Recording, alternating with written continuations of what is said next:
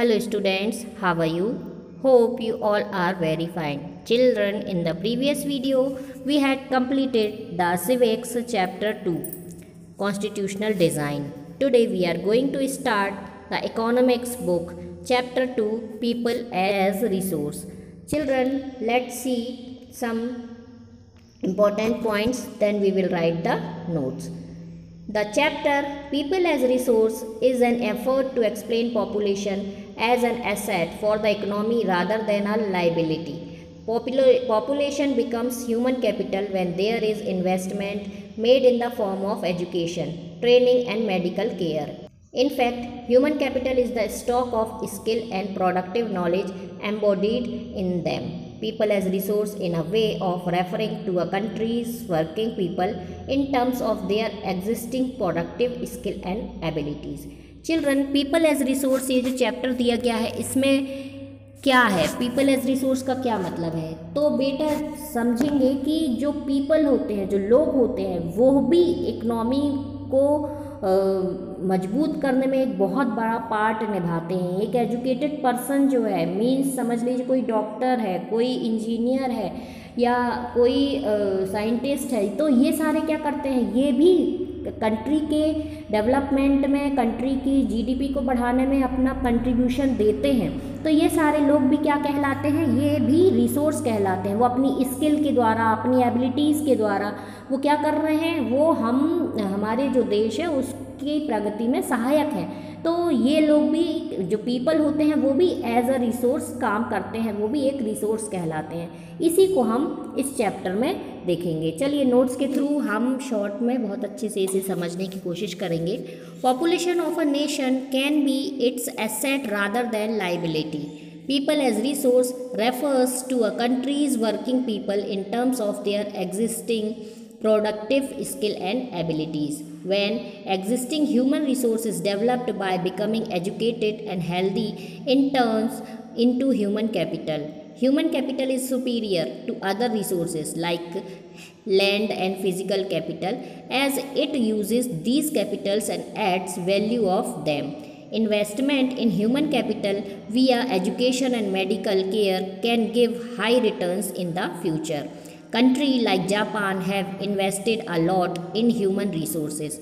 They do not have rich natural resources, but still they are called developed nations. Human beings perform many activities which can be grouped into economic and non-economic. तो children देखिए, population जो है वह भी एक resource की तरह काम कर रही है। हमारे देश में या किसी भी देश में पीपल जो होते हैं एक रिसोर्स की तरह काम करते हैं। वो अपनी स्किल, अपनी एबिलिटीज़ के द्वारा देश के लिए बहुत ज़्यादा इम्पोर्टेंट होते हैं।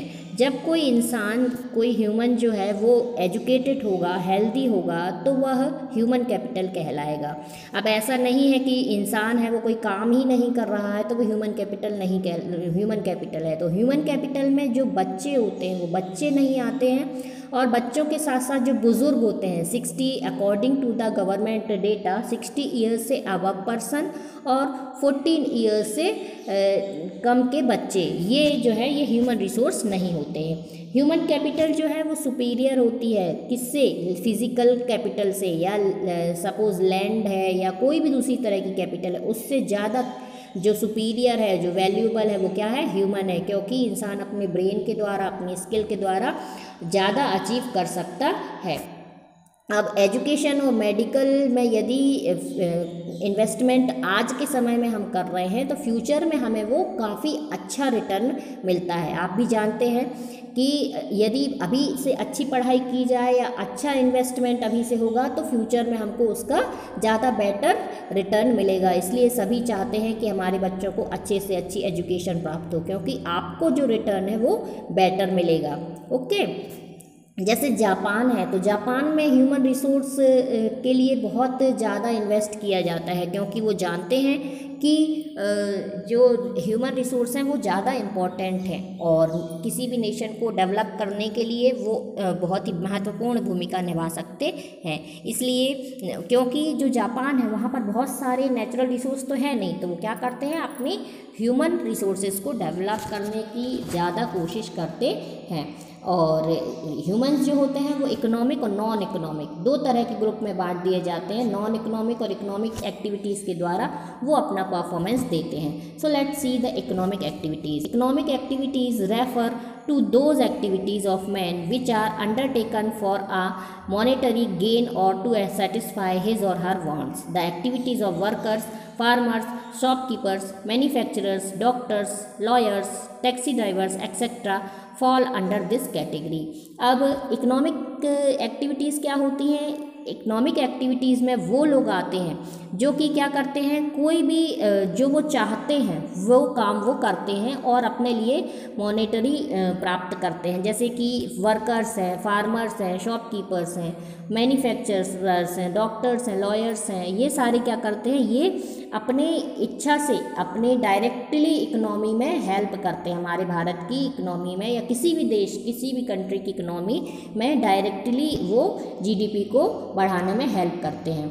अब मार्केट एक्टिविटीज़ और नॉन मार्केट एक्टिविटीज़ इसमें शामिल हैं। जैसे कि इकोनॉमिक एक्टिविटीज़ में are also called as market activities, और नॉन मार्केट एक्टिविटीज़ में क्या आ जाएंगी, प्रोडक्शन फॉर सेल्फ कंजप्शन। अब नॉन मार्केट इसमें भी दो तरह की होती है, एक तो मार्केट एक्टिविटीज़, दूसरा नॉन मार्केट एक्टिविटीज़। तो मार्केट एक्टिविटीज़ क्या होंगी, जिसमें कि लोग अपने प्रोडक्ट को मार्केट तक पहुंचाएंगे, और नॉन मार्केट एक्टिविटीज़ में होती है कि जो लोग सेल्फ कंजप्शन के लिए प्रोडक्शन करेंगे, वो तो नॉन मार्केट एक्टिविटी होगी। जैसे कि मान लीजिए कोई किसी के पास खेत है और उसने थोड़ा बहुत खुद के कंजप्शन के लिए, अपनी फैमिली के कंजप्शन के लिए यदि वो कुछ चना है या कुछ चीज़ को वो ग्रो करता है तो वो कहलाएगा नॉन मार्केट एक्टिविटी। और वहीं जैसे मान लीजिए वीट है, बहुत ज़्यादा मात्रा में करता है, वो खुद के कंजप्शन के लिए तो बचाता ही है, लेकिन साथ में वो मार्केट में ले जा करके भी सेल करता है, तो वो कहलाएगा मार्केट एक्टिविटी। अब नॉन इकोनॉमिक एक्टिविटीज़ में क्या आएगा, non economic activities are ones that are not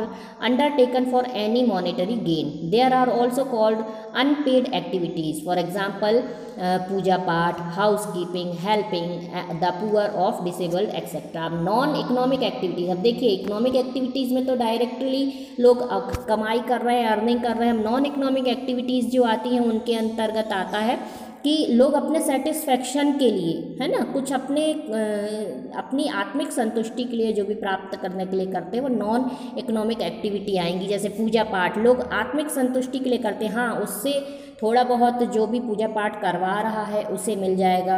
house keeping का काम लोग कर रहे हैं या करवा रहे हैं तो उससे एक ही पर्सन को थोड़ा बहुत फ़ायदा पहुंच सकता है ना। और पुअर और डिसेबल्ड को यदि हेल्प कर रहे हैं तो ये नॉन इकोनॉमिक एक्टिविटीज़ में आएगा। तो चिल्ड्रन, हमने आज देखा कि पीपल जो है वो एक रिसोर्स की तरह काम करते हैं, और इकोनॉमिक एक्टिविटीज़ और नॉन इकोनॉमिक एक्टिविटीज़ में जो है वो चीज़ें बटी हुई होती हैं। इसके साथ साथ हमने मार्केट एक्टिविटीज़ और नॉन मार्केट एक्टिविटीज़ भी देखी इकोनॉमिक एक्टिविटीज़ में, और इसको आप मुझे लगता है अच्छे से समझ गए हैं। नेक्स्ट वीडियो में चिल्ड्रन हम क्लासिफिकेशन ऑफ इकोनॉमिक एक्टिविटीज़ को समझेंगे। Have a good day children.